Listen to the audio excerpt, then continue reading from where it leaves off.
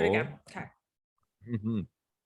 Hello and welcome to Stripper Whisper, the podcast where we get behind the G string and interview strippers and sex workers about their lives outside the work, what it's like doing the work, and how we can all be good customers in their space. I am Cory Michaelis. And I'm Nikki. And today we are interviewing Silvia Saige from Los Angeles. Say hey, Silvia. Hello, hello. Thanks for joining us. Yes. Very exciting. It's been a long time in the making, so this is great. We're here, and this is great to listen, obviously, but the episodes are also by video on YouTube and our Patreon page, so you can check them out there. And you can also check out Silvia on Instagram at the Silvia Saige if you'd like to put a face to the voice. And she shows a little more than her face. And if you want to see even more, just subscribe to her OnlyFans, Silvia Saige XXX, or TikTok Silvia Saige 3, or Twitter Silvia Saige XXX also. But you probably won't see anything you do there. And OnlyFans is best. Hit the subscribe. That's the one, that money, right? Yeah, exactly. My friend, I'll tell this real quick. My friend, she was like, I want to try start an OnlyFans. Cory, can you help me? And I was like, oh, I don't know why you're asking me, but okay. But I have one story that I tell in my act about someone sending me a lot of money for a gay guy sending me money for my dick. So a picture of it. It was a payment process, actually, right? It was. It took him installments, which I felt bad about, to be honest. I thought he had the money. Like, I didn't know. Oh. I didn't know I was fleecing this guy for a dumb. Who knows? Maybe in his mind, he was building up to it. Maybe he had the money and he was just like, you know what? Let me really build that anticipation, you know? And he wanted a longer time of talking to you. So it was like an excuse to keep talking to you as he owed you. Wait a second. No, he actually got you, Cory. Yeah.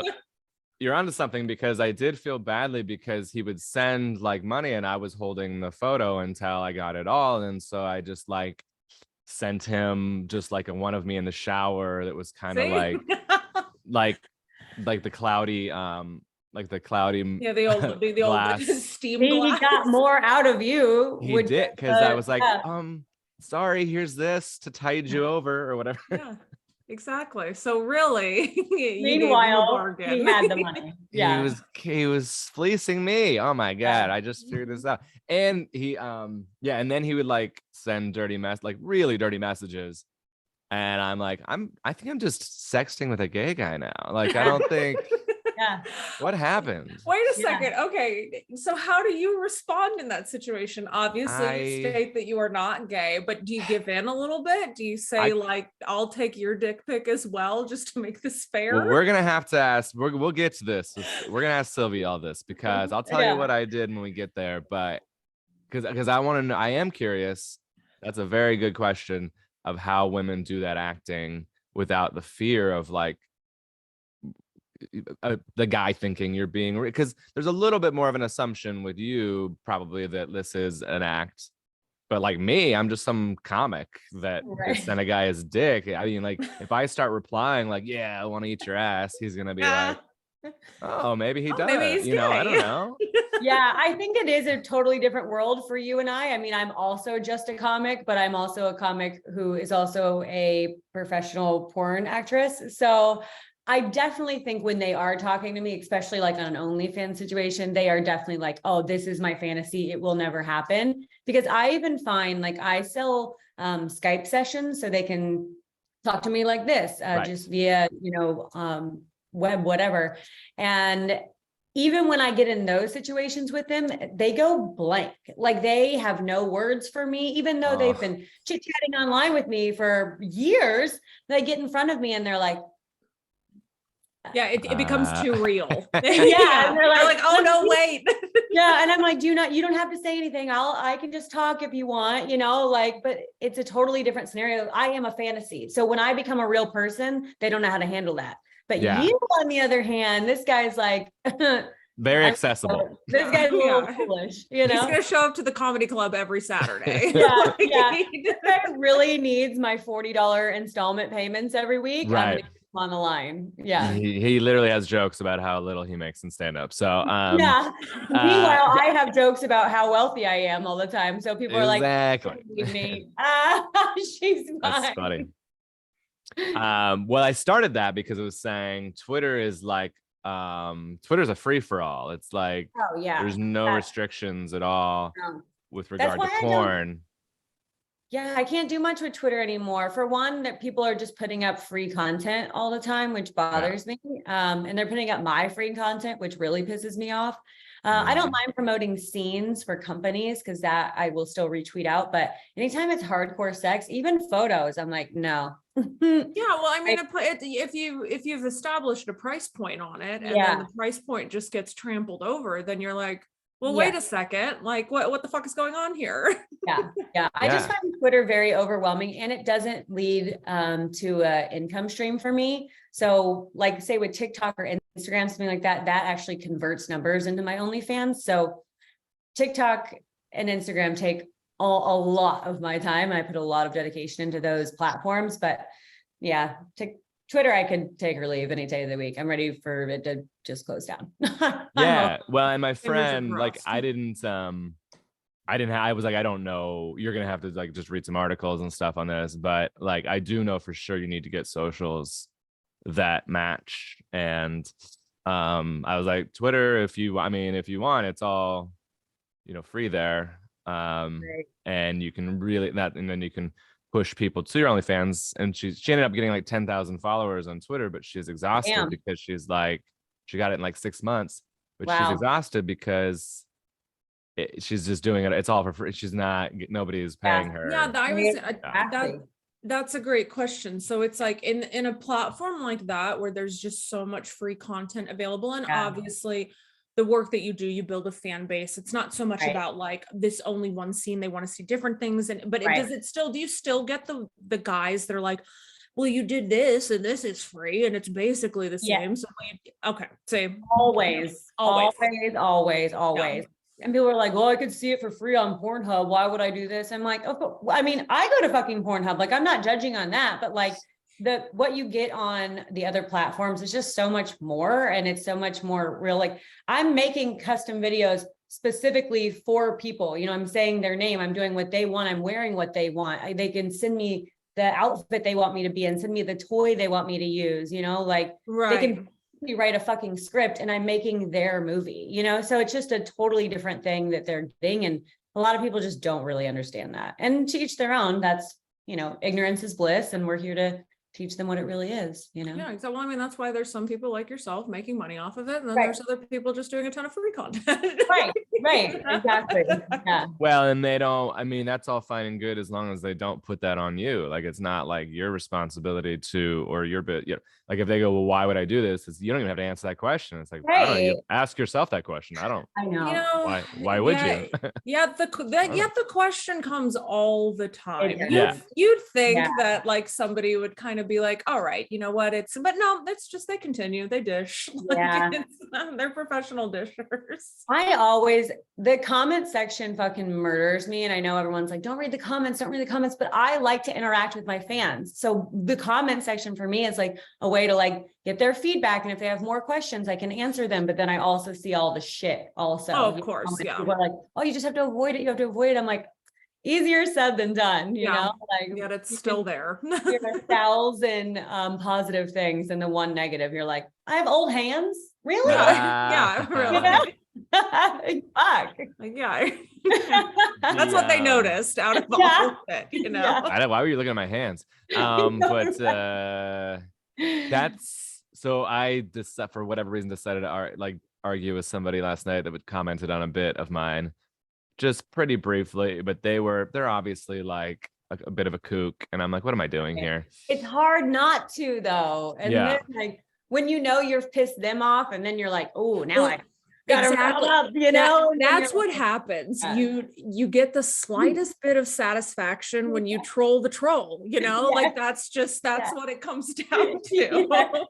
Well, and I ultimately try, like what I typically do is kind of go, like I'll ask questions. Amy Miller, who you might know, is a very funny comic. She does this a lot to men who talk trash to her online. She'll just ask them like really pointed questions like, oh, why is it that you think that you said that to a woman, or why is it that you, or how do you explain that, and like, and they kind of get like, and eventually they often get to the point of like, oh, I'm sorry, I didn't, I shouldn't have done that, whatever, they'll apologize kinda, because they don't and have to explain their behavior in most yeah, scenarios, they just get to be a dick and go on with their happy lives. No, yeah, people normally call them on their bullshit, but exactly. I got a taste of I need to take a shot. I mean, that is, what am I doing here? I know the whole thing was like, you guys were gonna drink on the show. I was like, well, I was like, I don't have to drive the rest of the day, so I'll fuck it. I do. Well, I was going to. I have a Botox appointment later, and they say you don't drink before, so I'm going smoothie.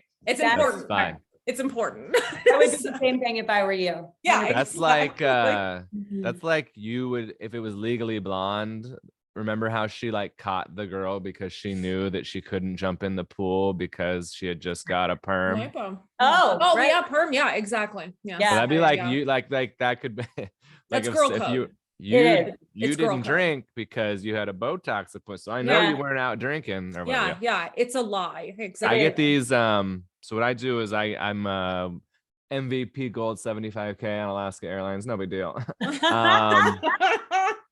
So I get just airplane shots for free, but I don't drink. So I go, hey, can I get a double vodka soda? And they give me 2 of these. And then I sometimes will have a little bit, but I don't do a double vodka soda. So I have like 100 of these in my house. Nice. You're storing up the free liquor. I like it. Yeah. I actually, back in the day, I dated this major league player, and he would fly me to all these away games, and I would do the same thing. I would stash those little bottles, and at one point I had like an entire cabinet full of little airplanes. Love it. When people would come over, I'd be like, do you want vodka or whiskey or tequila? Yeah, they're already served out. Yeah, no time to think. Yeah, way to go. Yeah. Oh, I got a taste of, so Ada Rodriguez, very funny comic, LA. I had booked her for a show that I was producing up here in my area, just north of Seattle. And so on my socials, I put a clip of her Netflix special, and it just so happened to be a clip where she referenced race, just kind of in passing. And she was wearing these really short shorts, and she has beautiful long legs.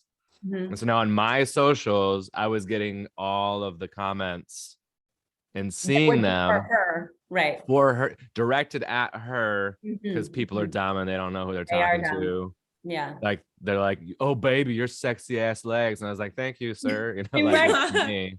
I know. But it was almost 100% of the comments were either you suck, your legs are insanely hot, or you're a racist for saying that. And she's Latina and was speaking about her stepdad who treated her poorly because of her race. And it's her skin color. That was the reference. Because she was too dark for his liking. She was making the comment about her stepdad being racist towards her. People are calling her a racist. Seems well, she is a female, so she doesn't get to yeah. Well, yeah, we won't get too deep into politics, but there's a certain side that likes to call folks racist for talking, discussing racial issues. Right. Well, that's not racist to discuss racial issues, but all right, we'll leave it at that. That's not what this podcast is about. But I got a taste of it, and I can't imagine when you're being as vulnerable as you are, and you're putting probably stand-up clips out. I did not partake in either one of your work in advance, just to be, I don't know, respectful, or I don't know. He likes to, just kind of know who we're talking to. It's a little more like typically I'm just like scrolling through their Instagram. I mean, I know I follow you on Instagram, but I didn't like go to X videos and look around. But we did meet briefly. You may not do you remember? Yes. Oh, okay. All right. I don't remember where, but I do know we have met. And I know it was at a comedy show. I couldn't tell you where the show was. Does that? Yeah, I got you. Because it was so we always do this just because it's like it's not to put someone on the spot, because it's a fun because usually it's a strip club and I'm like, I remember. And they're like, oh, there's a million guys. And I'm like, or they're like, no. Were you white and wearing a hat? Yeah. I gotta wear the headband into the strip club. Maybe I get remembered. There you go. That would work actually. But they're usually, because a lot of time it used to be before we had the wonderful Nikki, it was hey, who's smoking hot, by the way, Nikki. Oh my God. Thank you. Your Instagram, and I'm like Thank now one of your biggest fans, by the way. Perfect. Yes. When you see me liking photos from 6 years ago. Oh, it's fine. Totally. That's what I did. Well, I so to be honest, I didn't I wasn't aware of what you did until I talked to Cory, and I was going through and I was like, okay, all right. Yeah, these are really hot pictures, like real professional. And I was like, okay, wait a second. She knows what she's doing. Yeah. This isn't like, let me bust out my ring light for 2 seconds. Like, and I was like, yes, okay. I was like, I know what's going on here. Oh, it's funny. But yeah, so it was Haha Comedy Club, a showcase show, which I'd say most of I don't know a lot, but most of the shows are.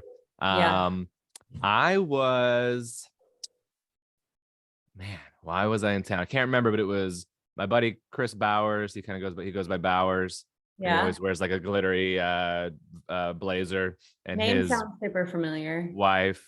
He used to run clubs in like Midwest, Indianapolis, stuff like that. And sweet, funny guy. And then Andrew Rivers was doing a set on the show, and you were doing a set on the show.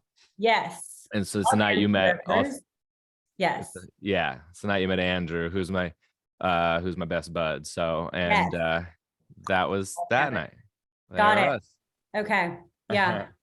The dots are connected. Cory is now he knows that you know him. But I missed the whole show, and kind of the way that club's set up is that there's like a whole bar and kind of cafe where people hang. Yeah. So missing the show is not abnormal at all. Yeah, comics are normally just in the bar. But yeah. And I don't even remember if I was there in time for the show, whatever. And then I don't know if this is ironic, but does this meet irony? But we ended up going to a strip club that night, which is funny. With me? No. I was like, wow. You're like, I was like, wait. Okay. Yeah, you got up on stage. Don't you remember? Yeah, right. No, that would not happen. But yeah, so that was when we met. And then just so you know, it's obviously, I don't know if I probably had the idea of the podcast at the time, but probably didn't have it at the time, or I would have tossed out the idea. But that was way pre-pandemic. It had to have been. So. Yeah. It was. And we this is often talked about, so we won't go deep into it, but I used to have to kind of like slide into DMs or just ask in person. And obviously women are gonna be a little bit like, all right. So now I have Miss Nikki to I take that over now. To do that for me. And a little more. Yeah, much better. Yeah. Even like I went to it's way better. And but yeah, so I just at the time was like, I know you do stand-up, and then followed you on Instagram. I was like, well, I know you do modeling, evidently. And I don't know when I sort of connected dots that you is more than modeling the right phrasing. I love that you say modeling, because that's still what my mother tells people I do to this day. She's a model and a comedian, but I don't even know that she says comedian, because then I think people would follow up with, oh, what's her name? And she will never want to say what my name is. So interesting. But so she knows. But she knows. Oh yeah, my whole family knows. And my parents have been divorced since I was 2. My dad and his family are like huge supporters of me. Like, they're not like, yay, we love that you do porn. They're like, you do porn, you're a grown up. They don't have like, they're not like, we love it, but they don't give a fuck. They're just like, you're happy, you're healthy, we love you. Right. That's it at the end of the day. And proud of me for the life I've created. But my mom, on the other hand, is super religious. And like I said, she just tells everybody I'm a model, and that's where she leaves it, which is but okay. Did you grow up in LA? No, I'm from Kansas City, Missouri. So okay. All right. Cause I was going to say, I grew up in Vegas. And so it's just kind of like you become a stripper, like, oh, whatever. No one even thinks twice about it. Yeah.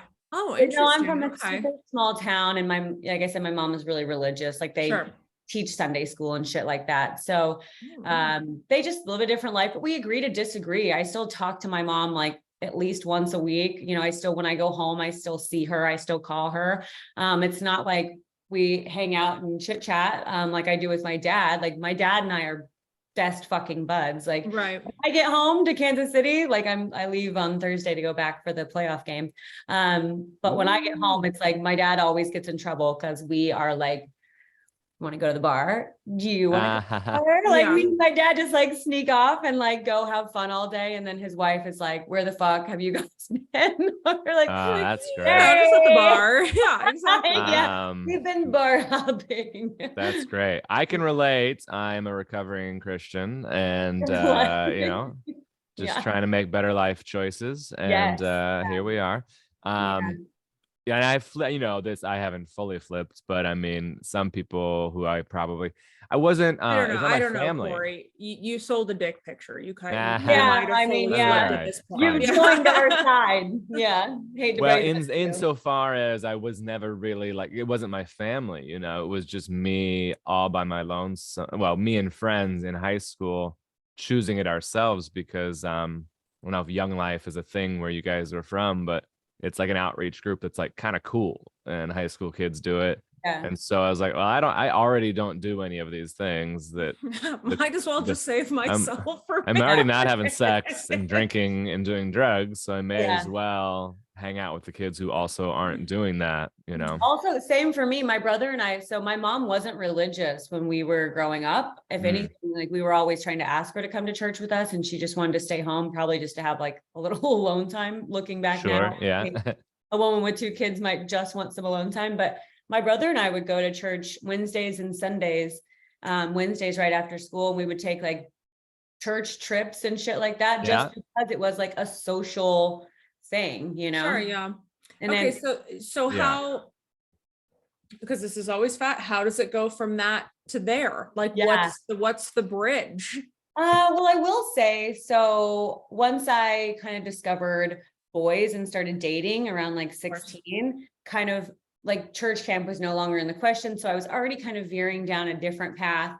The guy I started dating in high school that I dated for almost for 5 years out of in high school, he was 5 years older than me. So, and he was doing all the shit. He was from the wrong side of the tracks. So I never did drugs with him or anything like that, but I was drinking with him and I started smoking cigarettes with him. So started going off a little while. And then my brother went to college, and that was the real turning point, is because he came back from college and was like, I'm an atheist and let me tell you why. And I was like, yeah. Well, that's interesting, because I feel like it goes one of 2 ways in college. You either, you know, you're like that, or you're like, you know, Jesus for everyone. Yes, but he came home and was like, let me tell you, sister. And I've always idolized my brother. He's my big brother. So I've always just like adored him, and anything he says is gold. So when he said we were atheists, I was like, bet we're atheists. Like, what do I need to know about being an atheist, you know? So I was ready to let it go. Is there do we go somewhere on Saturdays? And he's like, yeah, the bar.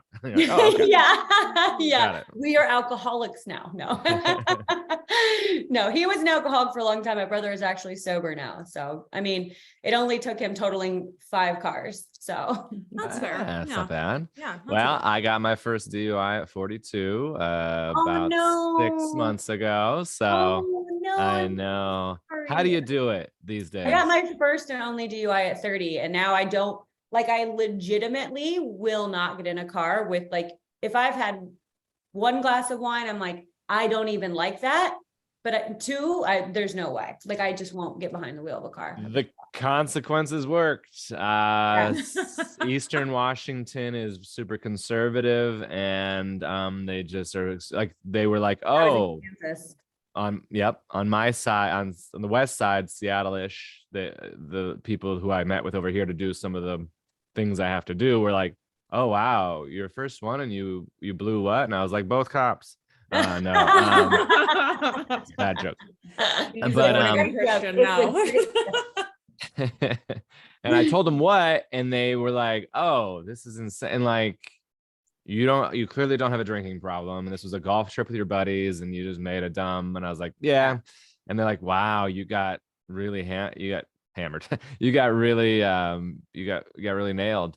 Get hammered, get nailed. That's what's on our highways. But anyway, so Do you have to have a breathalyzer? not great. Do you have to have a What's that? breathalyzer? Do you have a breathalyzer? Yeah. I have to have a interlock One device. DUI and you have to have a breathalyzer now? The state that I got it in, which was Kansas, is a zero tolerance state. And I blew super low also. I had a misdemeanor DUI. And actually I thought I was like, I had quit drinking like 3 hours before I ended up driving home because I was like, like I do want to drive home tonight. So let me stop drinking. I had some food. It was like 3 hours, watched a whole fucking movie. And I was like, I think I'm good. I got popped for doing 10 over because the speed limit dropped from 70 to 60 and I had my cruise control set and they were sitting at the fucking 70 to 60. Dude, that's such a weird thing in like the Midwest. That happened to me when I was in Texas. Like the sign was like, it's 70 and then at dusk it goes down. What the fuck is dusk? Like, you know? Yeah. So I got popped for speeding. And then of course, like I wasn't even like mad because I had honestly at that point in my life, I was bartending and I was drinking at work. So I was drinking and driving pretty much every day of my fucking life. Like I truly felt invincible. So getting that DUI to me really was like, wake the fuck up, girl. You're not invincible. Now you owe a shit ton of money. Like that DUI, I honestly accredit it to how I got into porn is because I got it the week I was moving to LA, like the same week. I'd already like, my apartment was done. I was already packed up. I had already signed my lease in LA. My car was packed, like the whole 9 yards. And so when I got that DUI, all I had to move to LA was $16,000 that I had saved up. I had an apartment that I knew I could pay for 6 months and I had signed a 6-month lease. I had no job. I had nothing lined up other than that apartment. So I was like, I'm going to be a comic. Like I'll figure it out when I get there. And then I had $4,000 after that DUI because all of it went to like legal fees and like keeping myself out of jail. Like I had nothing when I moved to LA and I got 2 jobs right away. I worked for a construction company doing their books during the day and I was bartending at night. And I had no money. I was like, my rent was $2,000 a month, which was more like my rent in Kansas City was $600. So like the comparison was like so far out of my reach, like having to pay for parking was a thing here. Like I was just really out of my element. And I had a friend come stay with me after like 2 months of me like just really struggling. And she wanted to do porn. That was why she came to LA. So she stayed with me in my studio apartment where I had no furniture. My bed was legitimately towels rolled up for a pillow and towels on the floor because I couldn't afford anything. And she came out and stayed with me. I saw her make 10 grand in her first week. And I was like, all right, yeah, I'm going to do porn. And I would, even if it's just for a little while, like I told myself like 2 years, get myself on my feet. And so I immediately called my parents before I did anything. And I was like, look, here's the sitch. I really like living here. It's just not affordable. I was like, I legitimately can't afford to feed myself. I was like, or I could go do this and this is what I'm going to do. And I flew because my mom, of course, had the hardest time. So I flew my mom out. I took her to my agency. I took her with me to go get tested. Like I kind of like showed her the ropes of like what it was. So she didn't think it was just like me going into a seedy basement with some guy with a handheld camera, you know? So just showing her that it was like a real thing. And then she was like, what else was she going to say? I was 30 years old, you know? That's very fascinating because obviously most girls get into porn when they're very young and they have absolutely no head on their shoulders. And that's not to discredit to them. They're just, you don't know who's taking advantage of you. You don't know what this is worth and sort of thing. So do you almost credit the success that you've been able to have because you got into it a little bit later? 1,000%. Okay. Because I worked in corporate America. So I worked in hospitals. I worked 4 years in cardiology, 4 years in chiropractic. So I had to be at work at 6 a.m. every day. You know? You have discipline. Yeah, exactly. Yeah, I was like structured. I knew what it was like to have a schedule and be rigorous. And at a hospital, if you have to be at work at 6 a.m., you have to show up at 5:45 because, on time is late because you have so much to prepare for before your first patient gets there. When your first patient gets there, at 5 a.m., or at 6 a.m. So having that and coming into this, like I'm always the first person on set. Like there's never an item missing out of my bag that, I may need. Like I've shown up to sets and producers are like, do you have lingerie for this girl to wear? I'm like, she showed up to a porn set with no lingerie. Like what? Like little things just don't make sense. Right. It's like just having any kind of head on your shoulders, having like any sort of checklist or execution. Like I'm OCD anyway, so it's those types of things. But Exactly. No. having structure and like knowing that this is a job. And also, I think some of these girls don't realize what an advantage they're getting in life by making this kind of money that early. I always tell people my last year working in the hospital, I made $70,000 and I thought that was amazing. I made $70,000 in January masturbating in my fucking living room, you know? So, Yeah. so it's like totally a different world. And I don't think that they understand how lucky they are and how valuable this is if you really treat it like a fucking business. Right. Right. I can never make this money anywhere else, you know? Yeah, Like, I get what I mean. That's the same thing with stripping. It's I wouldn't say that it's like, well, I guess I would say it's like jaded you to other situations where you're like, I know my time is valuable. Like, Yes. and even if somebody wants to look at you is like, oh, well, it's like sexual, and it goes, well, I mean, it doesn't matter, still my time. Like, Right. you know, somebody Yes. pays for it. yes, Yeah. any little thing, you know? Yeah. Like, it's funny because a friend of mine the other day, he's been trying to get me to like hang out, like just to hang out. And he's nobody I have sex with or anything like that. But the other night he was trying to get me to come out and he was like, I will literally pay you. And he was like, not that I treat you. He's like, not that I want to see you like that. He was like, but what I'm saying is I know your time is valuable. And I was like, No, I like that thank you you. know that. I like that you know Interesting. that. no. Yeah. That's great. I think that there's a similar thing of like, I relate everything to stand up, right? And so stand up starting at 19, 20, 21, all sorts of issues with that, you know, it's hard to make it, first of all. But starting like I did when I was like 29, like I already had a day job that was really like super, super secure. And I was able to, because people are like, wow, you just stopped teaching high school and started stand up. And it was like, well, no, there was a progression.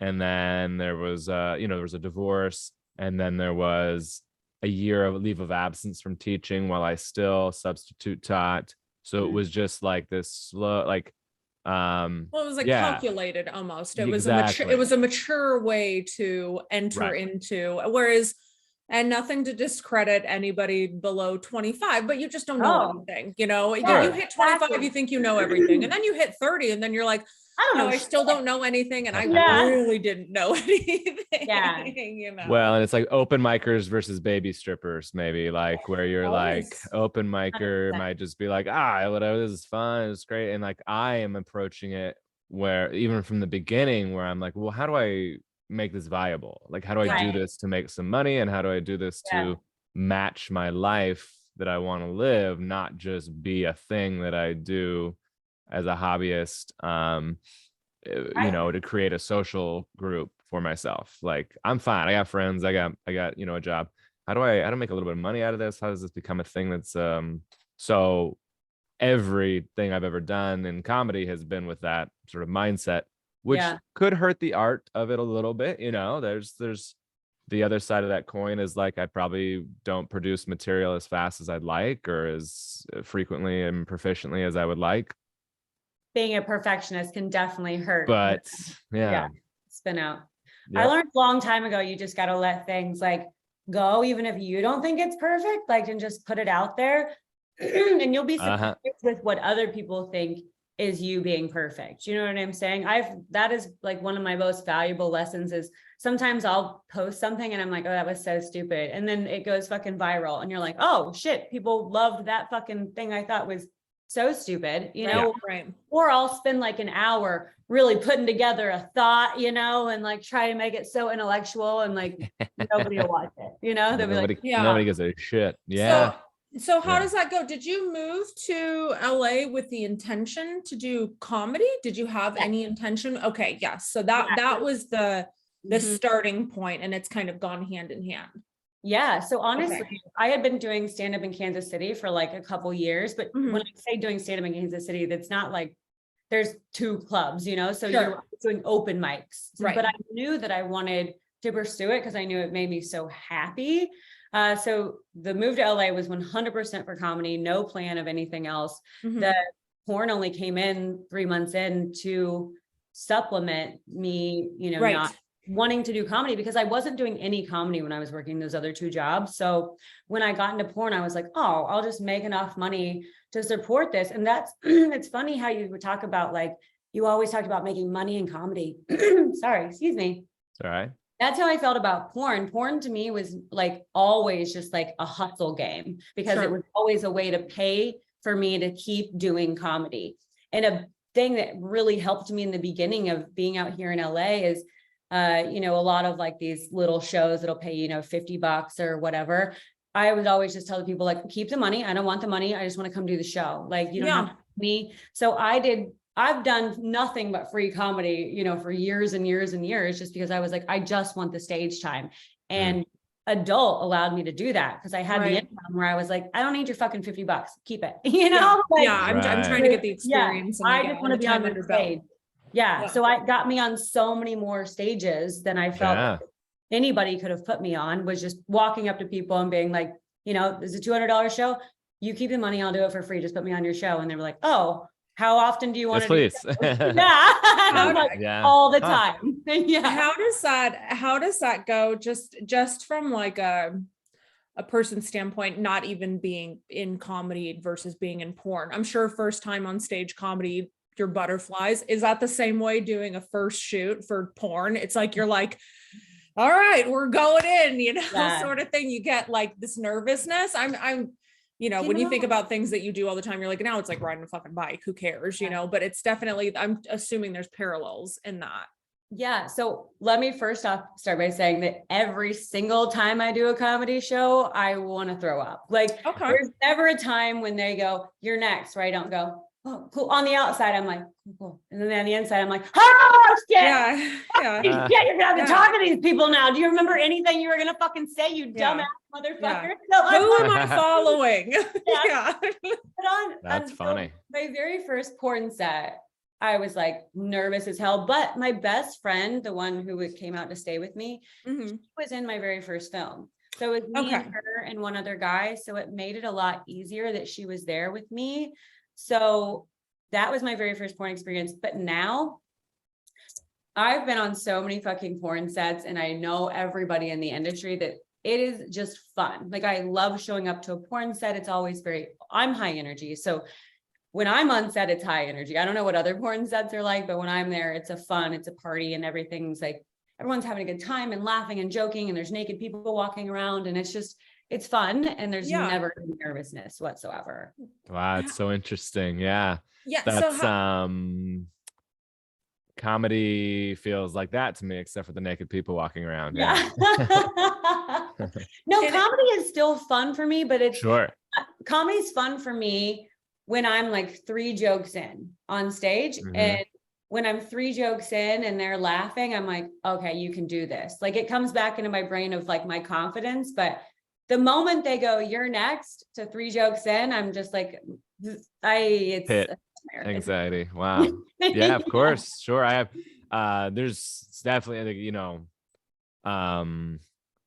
certain scenarios make that happen for me as well. And then there's some that I'm like, not even worried about it. But it is, it's so interesting to hear you say how much more comfortable you are doing the porn. Naked fucking people. Yeah.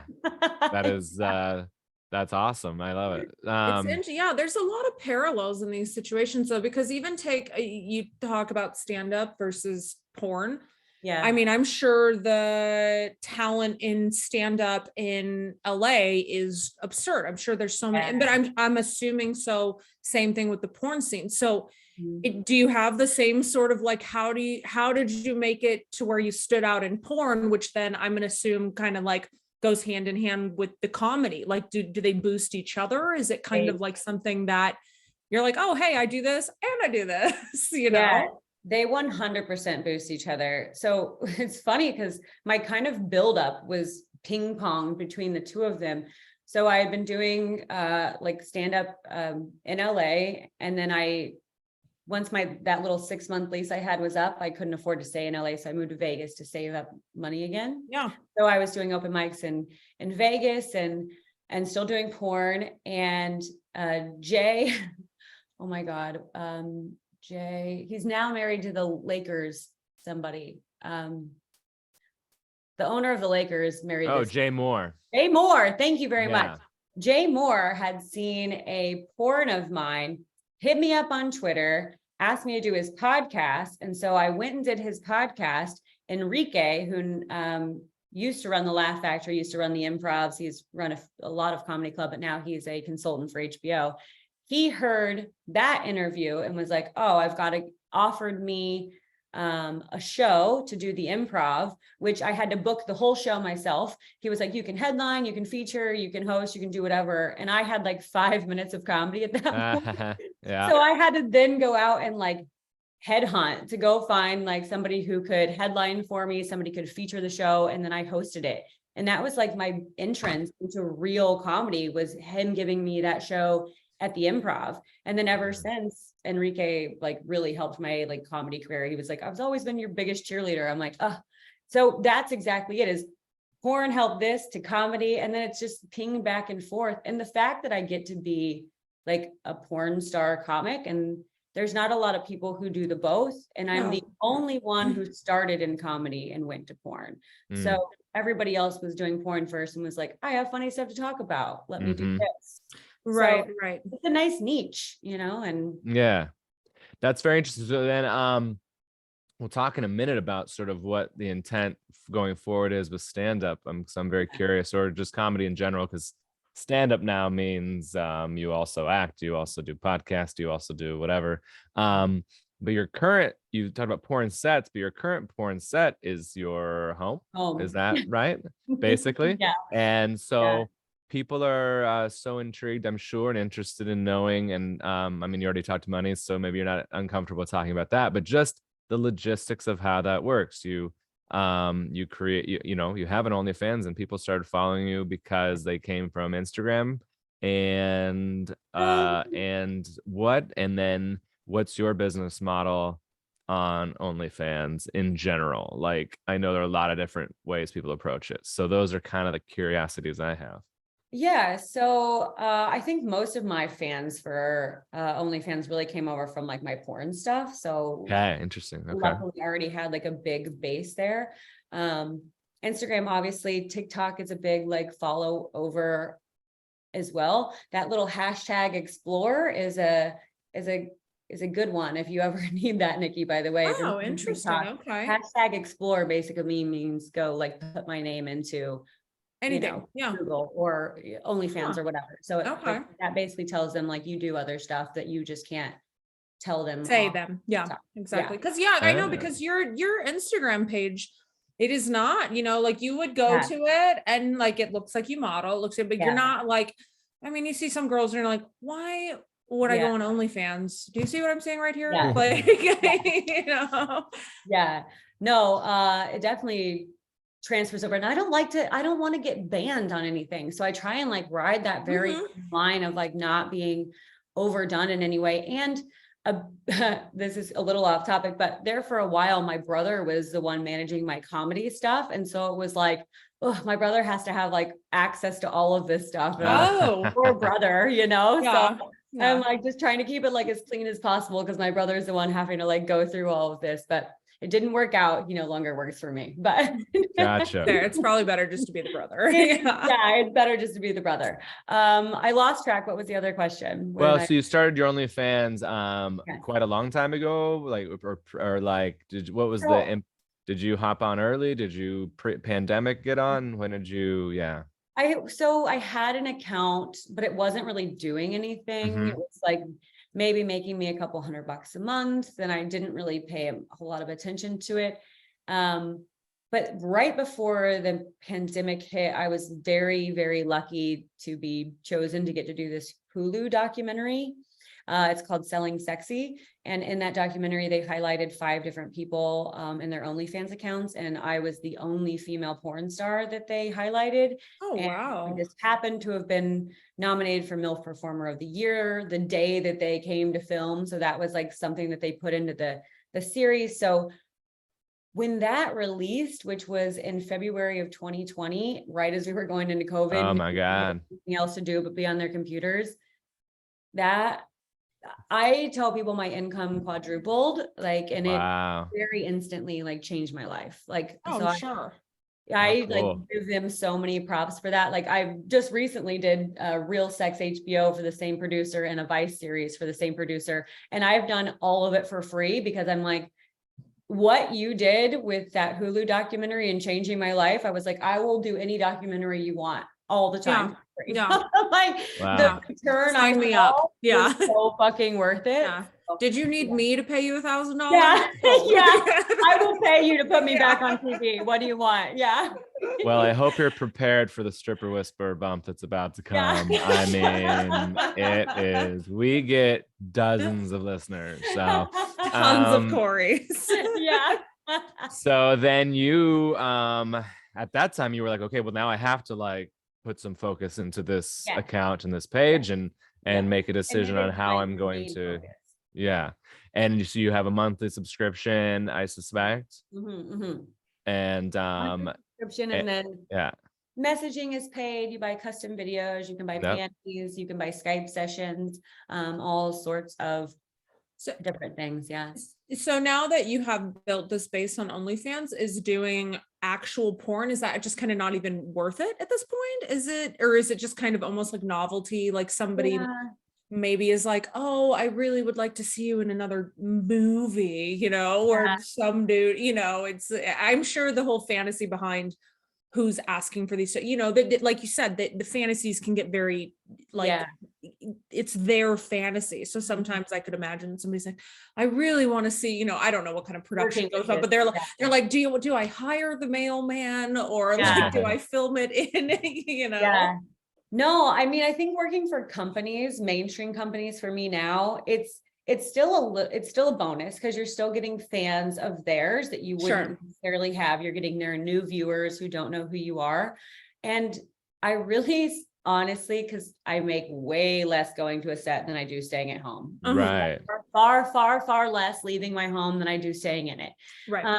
So when I go to a set, it has to be a crew I love. It has to be other people that I love working with, my other co-stars. Like, I'm super picky about who I work for, and I'm super picky about who I work with. So if I'm going to a set, it's because I know I'm going to have a good time, and it's like a promotion, you know, it's a cheap promotion that I'm getting for the day to go shoot for this company. That's exactly how I view it now. Okay. Wow. So okay. Well, I mean, then this has to be, because you did mark the things, has to be people you like. And I think that this is a question a lot of people have for people that do porn. I'm assuming you still enjoy your sex outside of porn, you know, that's a big, like, it has to be something to where you're like, since this has become a transactional thing, which I mean, whatever, make fucking money however you want to, you still have to ask yourself, do you still enjoy your own personal romances and things like that? It's funny because everybody always asks that question, and I always come back. I'm like, don't chefs love food when they don't cook it? You know what I'm saying? Like, definitely. I'm like, I fucking love it. Like, I truly love sex. I get turned on by fucking a breeze of air. Like, I'm in my late 30s. Like, I am in my like peak sexual era, you know? So I love it. And I love porn sex because like, I'm a voyeur, so for something about like having people watch me really excites me. I love the fact that like we're making a movie for other people. Like, all of that is a turn on for me. And I like being with new partners, but personally in my own sex life, I love not having to worry about a camera being there. I love exactly. Have slow sex, you know, getting to like make love, getting to be man blanket by a man, you know, like in porn, I'm obviously usually the star of the show. So it's me doing most of the work, and we're opening up to a camera and all sorts of things. I want to make out with somebody, you know? You want the nuances. Yes. Like, I want the slow sex. I want to make out. I want like just the intimate moments. That's what I love about like real sex. Not that porn sex is not real sex, but it's a performance.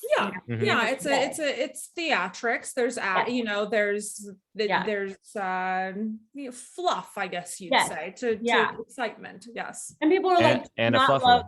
do you not love acting sex? Like I love porn sex also. Like that's what I think people don't understand is like, it's still sex. I'm still getting a dick inside me and I'm getting really good dick with a guy who knows how to use it. So are like, are there fluffers? Is that a real thing? Is the fluffing thing?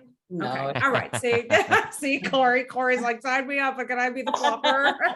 There's that whole storyline in and it might have been real back in the 80s. I'm not gonna say it, but nowadays nobody's fluffing. Nobody's fluffing. Yeah. All right, Cory, it's out for you. All right, I'll stick with comedy and naked pictures.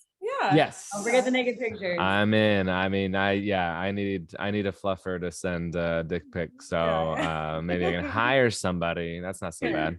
There you go. And then so with stand-up, if you've mostly done LA shows, it sounds like. Yeah, LA, New York, mainly. Yeah. I've done some Midwest tours and some East Coast tours, but I stay mainly in LA. But yeah, so the road is like not currently really in the cards for you in stand-up. I mean, there's no like it would be such a pain in the ass. I'm traveling with some other comedians this year, so I'm going to do some away shows with them. But I don't really have, because I've done tours like where I've headlined as the tour. Yeah. And the turnout isn't what I need it to be for my ego. So until it is, I'm going to just feature for other headliners. So there you go. And in that realm, does most of that, it's just easiest for it to happen in LA. I'm assuming it's like a hub. It's easier to kind of just be like, oh, okay, so-and-so is coming here. Hey, I'll do this, sort of thing. Well, I'm signed with the Laugh Factory. So, I give them availability every week. And then the Comedy Store is like where all of my best buds hang out. So anytime I go to the Comedy Store, it's like, do you want to do this show? Do you want to do this show? So I can literally walk into a club and be like, hey, I'd like to work on this day. And they're like, okay. So, it's easy, And comedy is so like, it's the pulse of this city. I mean, there's comedy clubs in every fucking corner. There's comedians everywhere, so it's like, it's a big community of comedy out here. Yeah. Stop me where I'm wrong, Silvia, because I haven't done a lot of LA comedy in New York, but I've done a lot of road comedy. And then I guess, Nikki's comedy is not as, you don't know it as much. And then listeners maybe don't know anything, but like the Improv, Laugh Factory, and the Comedy Store, the big ones, the big clubs in LA, and the Comedy Store has 3 rooms, and they're primarily like you're gonna get like showcase shows where people do 10 to 20. And the Laugh Factory is what I love about the Laugh Factory is it's 20-minute spots. Everybody's a 20-minute spot, so that's why I love being signed with them, is they give you the most like stage time. And that's a lot. Yeah, that's a lot of time for a showcase show or for a city like New York or LA. And then if you were to do a typical show in a different city or any club, it would be host, maybe a guest spot, host doing like 7 to 10, guest spot doing 7 to 10, feature doing 20 to 25, and headliner doing 45 to an hour. And so like on the road, that's where I typically go to and do those kinds of shows. And then like in LA, there are all sorts of folks who like Sunday or Monday through Wednesday are doing these showcase spots. And then if they're people who tour the A rooms or theaters, will go out Thursday to theaters, they might just be like, they might be doing weeknight shows, like a Burt Kreischer or something is doing, like any day of the week he could do a show and sell it out. But like the A room, B room headliners are going out Thursday through Saturday or Thursday through Sunday to headline. And what Silvia is saying is like, she'll be the feature act or middle act, preferably maybe on some of those shows or locally or on the road, as opposed to the ego thing you were talking about, where like you're the headliner who's in, responsible for selling tickets. And is that doing how that an hour. goes? As you're like, when you're doing your, I mean, that's on you. You're like, okay, Usually as a headliner, you have two options for payment even. So they have like a base pay you can get if you don't think you're going to sell out that much, or if you think you're going to sell out, you'll want to take the ticket sales. Right, So exactly. have two different options as a headliner. I don't have, even though I have millions of followers, it doesn't translate because my followers are mainly for my sex work and not for my comedy. So when I do a show, the ticket sales don't translate into my following, you know? So does that dictate how you are now kind of pushing, I would say, both businesses? Like, did you have a goal for comedy that you were like, I want to get to this, and now that it's kind of shifted to where you're seeing that porn and this kind of is way more lucrative, has it kind of just shifted to where it's like, well, this is now where my focus is, and comedy is this thing that I'm like, this would be nice, you know, but maybe that goal isn't that big of a deal anymore? No, comedy has always been a number one goal, like okay, forever and always. Porn was always strictly a financial means to make comedy happen. Sure. And I feel like I've done like all of the big things that I've kind of wanted to do. I'm going to film a special this year. So once that hits, that will, you know, really kind of catapult things. At least I hope, you know, that's my hope.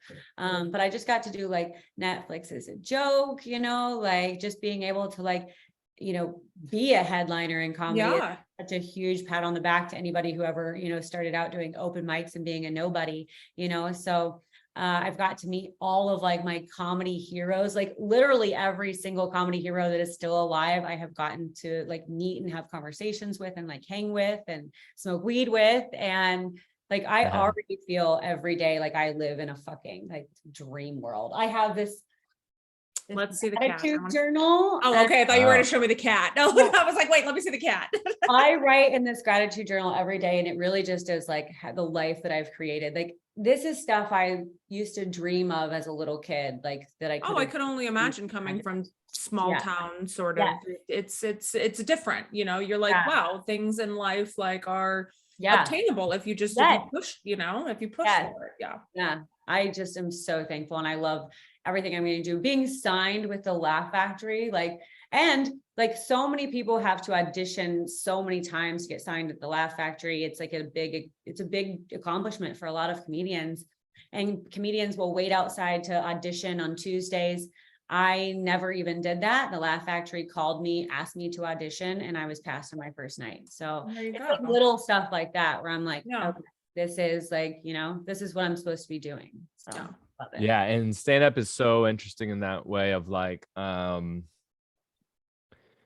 okay, so the translation, like my friend was the Bachelorette for a season, and she wants to do stand up, and she wanted to before, and I like the route she's going. She's doing a great job at it, but it does translate because she's able to like create a show called like so she's gonna give comics a rose, like you know, like, so she's gonna produce a show, she's gonna host it, she only has to do like 10, and she's gonna like give the winners roses, and that's the whole premise.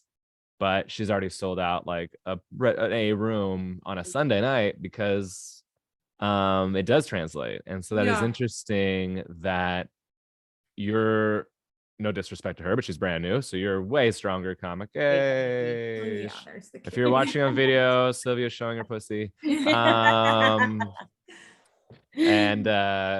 cat. And so I mean, you've been doing it for a long time. You're a much stronger comic. You have way more material. You have way more followers, actually, probably. But that's so interesting. It just doesn't quite translate. So do you have any in like, I mean, I don't know if you see an end of the road to OnlyFans or porn, because I don't like to assume that people will ever stop.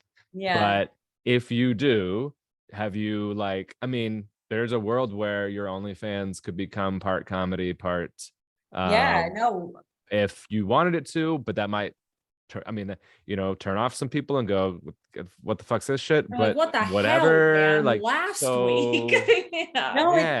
It's funny that you say that, because I think a big reason that my numbers don't translate over is because I don't have a lot of comedy out there. And for the longest time, I always thought like I'm doing myself a favor by not putting comedy out there, because no, you've got to come see me live.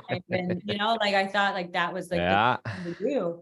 But now I've been talking with a lot of people actually about doing that comedy special and releasing it on OnlyFans exclusively first, and trying to see like what that turns over into. And because people are constantly asking on my OnlyFans to post comedy.